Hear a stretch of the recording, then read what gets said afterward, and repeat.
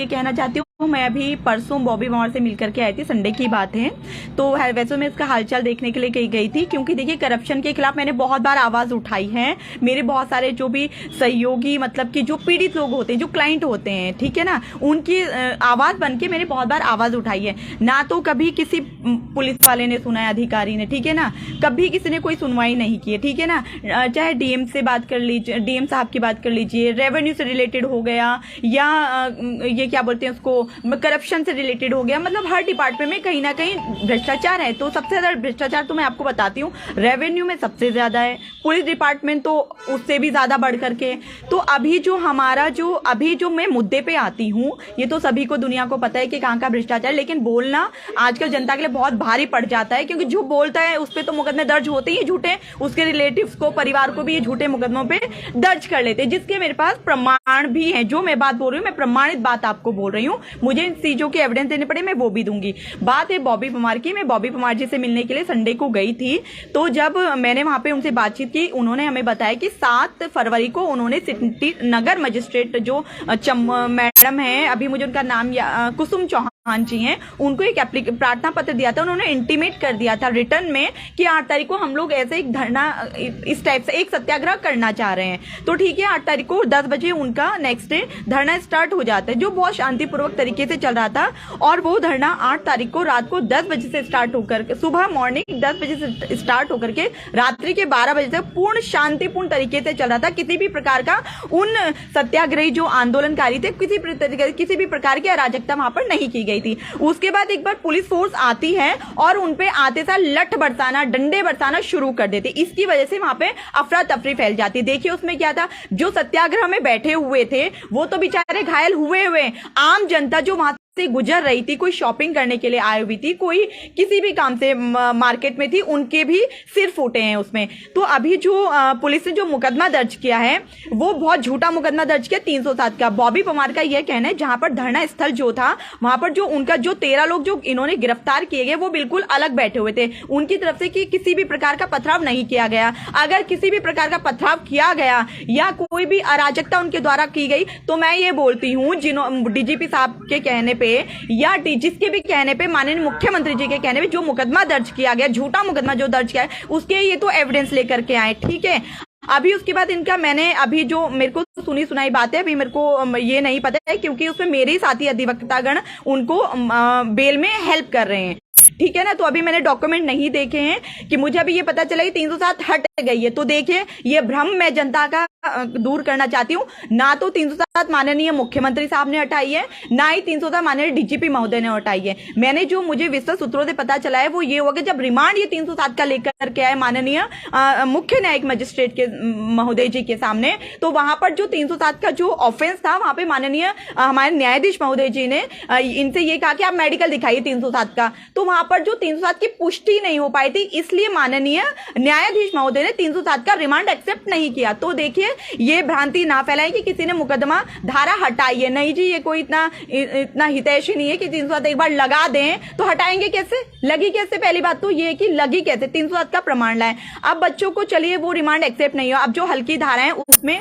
ये लोग, अब देखिए डे बाय डे उसमें हेयरिंग को टाल रहे हैं। ये बॉबी पमार को बाहर नहीं आने देना चाह रहे हैं। देखिए, वो एक जो उसने बहुत पहल की है, मैं उसकी बहुत, जितनी तारीफ की जाए वो उतनी कम है। उसने बहुत, मतलब कितनी बार मैं आपको बताती हूँ, ये पुलिस तो एक नंबर की भ्रष्ट बैठी हुई इनकी थानों में। सबसे ज्यादा आप देख लीजिए, जैसे प्रेमनगर थाना हो गया, पटेल नगर थाना हो गया, हमारी कोतवाली हो गई है, और ऐसे भी बहुत जगह की मैं आपको एविडेंस दे सकती हूँ, जहां पर क्लाइंट मेरे पास आकर के, मेरे पे रिटर्न एविडेंस उनके पास है, और उसके बावजूद भी पुलिस चार्जशीट में छेड़छाड़ कर देती है, ठीक है ना। कभी चार्जशीट में जब उन लड़कियों के जो भी बयान 161, 164 के मैच कर रहे हैं, एविडेंसेस सब सफिशिएंट है, तो चार्जशीट उनकी धाराओं में करनी चाहिए, जिनमें ये क्या करते हैं, आईपीसी सीआरपीसी से छेड़छाड़ कर रहे हैं, ठीक है ना। तो ये जो है अपने पद का दुरुपयोग कर रहे हैं। अभी 2014-15 का जो भर्ती घोटाला है पुलिस का, देखिए वो भी सबसे इंपॉर्टेंट है, ठीक है ना। तो घोटाले, देखिए मेरा तो एक मैसेज ये भी जनता को, बॉबी पमार जी अगर बाहर आ भी जाएं, ठीक है, अब जैसे वो देखो बाहर तो उनको आना ही पड़ेगा, कब तक ये रोकेंगे, कब तक ये अपनी अराजकता दिखाएंगे, ठीक है ना। न्याय है, सबके लिए है। अब उसके बाद आप, ठीक है, बच्चे धरने से भी उठ जाएंगे। तो अभी जो सरकार है, देखिए धामी जी ने जो ये कानून, नकल विरोधी कानून पास किया, मैंने कल भी उनको थैंक्स बोला था, मैं आज भी उन्हें आभार प्रकट करती हूँ हृदय से कि जो कानून, जो उन्होंने ये सडन जो एक्शन लिया, बहुत ही काबिले तारीफ है। लेकिन माननीय मुख्यमंत्री जी से मेरा ये भी निवेदन है, अभी जो यहाँ प्रांगण में चला है, कचेरी प्रांगण में, कि आपके कहने पर 307 की धारा बढ़ाई जा रही है, यहाँ पर चल रहा है, तो या तो ये भ्रामक, अगर एक भ्रामकता फैलाई जा रही है तो देखिए इसका निस्तारण करें, या किसी भी, या डीजीपी महोदय के आश्वासन के ऑर्डर से 307 बढ़ाने के आदेश है जो यहाँ पर अभी चल रहा है, जो मैंने यहाँ पर सुना है। तो देखिए इस प्रकार की जो ये घटिया हरकत है, अगर इस टाइप से हरकतें होती है तो देखिए ये आंदोलन बहुत उग्र रूप धारण कर लेगा। देखिए बॉबी परमार जी बाहर आए या ना आए, उनके सहयोगी यहाँ पर बैठे हुए हैं। कल मुझे जो हरिओम कंडवाल जी टिहरी से हैं, मैंने उनकी फैमिली से बात भी की थी, तो अभी मेरे को थोड़ा मिलने का थोड़ा समय नहीं लगा था यहाँ की वजह से। तो क्या था, वहां पता चला उनके पिताजी को अटैक आ चुका है। तो आप ये बताइए, इन लोगों के ऐसे कृत्य से, ये तो खेल रहे हैं ना कि धरना शांत करना है तो मुकदमे लगा दो, ये नहीं पड़ा है कि इसका इफेक्ट कितनी, कहां फैमिली पे जा रहा है। आप बताइए, बच्चों के चक्कर से पेरेंट्स मर जाए, कुछ ये खामियाजा कौन भुगतेगा, है ना। तो देखिए जो भी चीजें चल रही है बहुत गलत चल रही हैं। और बॉबी परमार जी देखिए, उनकी जो पहले बहुत काबिले तारीफ है, तो ठीक है, ये डे बाय डे उसको हेयरिंग को टाल रहे हैं, तो देखिए ये बहुत ही निंदनीय है।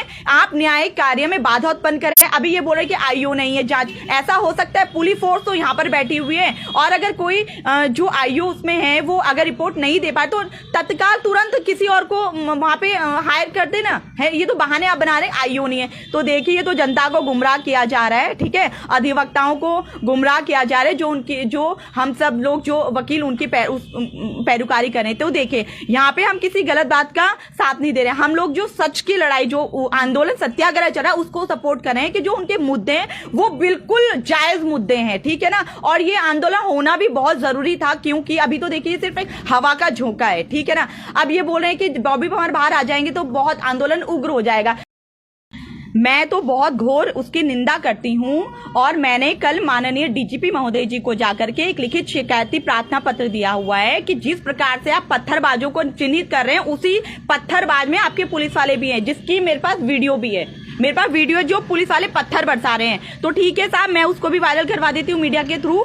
और वो वैसे तो मीडिया नहीं बनाई है, ठीक है ना, वो हमने भी यूट्यूब से उसको वहां से लिया है, तो मीडिया नहीं बनाई हुई वीडियो है। तो आपके पुलिस वाले पत्थरबाजी कर रहे हैं, तो देखिए अब आप पे डायरेक्ट एविडेंस आ चुकी है। कल आपने मुझे माने डीजीपी महोदय ने बोला कि आप एसएसपी साहब से क्यों नहीं मिले। इतना बड़ा प्रकरण चल रहा है, एसएसपी साहब तक की वो बात नहीं मान रहे हैं, और मैं एसएसपी साहब को ही प्रार्थना पत्र दे दूं तो मैं तो हायर अथॉरिटी के पास जाऊंगी ना। अब डीजीपी साहब ने बोला उसने जांच पहले से चल रही, ठीक है, आप जांच करें।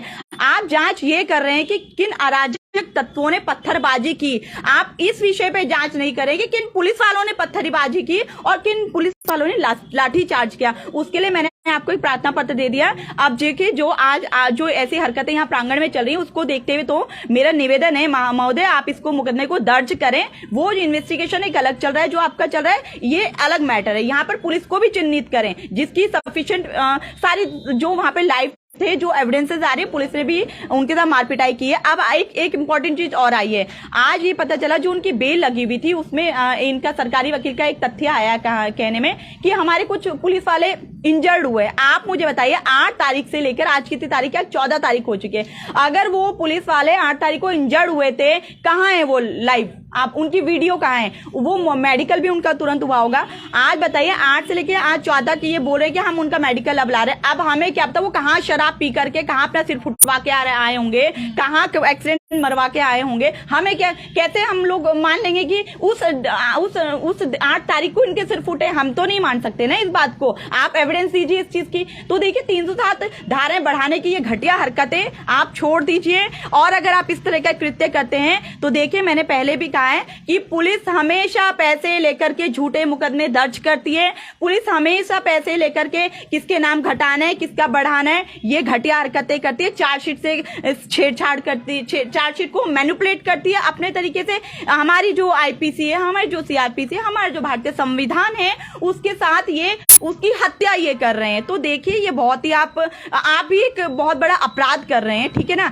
अभी जो आपके जो पुलिस वाले जो 20 अभी सस्पेंड हुए, आपने उन्हें खाली सस्पेंड किया है, हालांकि आपको सब पता है वो कैसे भर्ती हुए कैसे नहीं हुए, ठीक है ना। आप टर्मिनेट करके तुरंत जेल में डालो ना, उन्हें किस बात की रियायत दी जा रही है। अभी सस्पेंशन में भी उनको सैलरी मिलेगी, अरे उन्हें टर्मिनेट कर दिया जाए। तो देखिए बहुत घटिया हरकतें चल रही हैं, और अगर बॉबी परमार को ये नहीं छोड़ते हैं तो देखिए आंदोलन बहुत उग्र होने वाला है। और मैं एक और चीज मैं बोलना चाहती हूँ कि अभी जब मैं मिलने के लिए गई थी तो बॉबी परमार का वहां से जो आंदोलनकारी उनके लिए यही मैसेज था कि वो अपना जो आंदोलन है उसको कंटिन्यू रखें, ठीक है ना। और किसी के बहके में जो उनका एक स्टेटमेंट था, हालांकि मैं इसको अभी बोलना नहीं चाह रही थी, लेकिन अभी जो आज की हरकतें मैंने देखी हैं कि इन पे 307 बढ़ाई जाए, तो इसलिए मुझे ये बोलना पड़ रहा है। देखिए ये सब चीजें गलत है, अगर इस टाइप से हरकतें होंगी तो आंदोलन बहुत उग्र होगा। और मैं ये भी कहना चाहती हूँ हमारा जो अधिवक्ता समाज है वो भी ओपन सपोर्ट में इनके फिर आ सकता है, अगर इनके साथ बच्चों के साथ कुछ किसी भी प्रकार का बदतमीज, किसी भी प्रकार से इनको दबाव में लिया जाता है, या बॉबी परमार का जो बेल है उसमें बाधाएं उत्पन्न की जाती है, तो हमारा जो बार एसोसिएशन है इसमें हो सकता है कि हमारे काफी अधिवक्ता, एसोसिएशन का पूरा का तो मैं मतलब नहीं बोल सकती हूँ, बट कुछ अधिवक्ता तो बिल्कुल ओपन आने के लिए बिल्कुल तैयार है, क्योंकि सत्याग्रह की लड़ाई है और सच के लिए आवाज उठाने के लिए कोई बंदिश नहीं होती है, कोई कुछ नहीं होता। आप पुलिस झूठा मुकदमा दर्ज करे तो करे, ठीक है ना।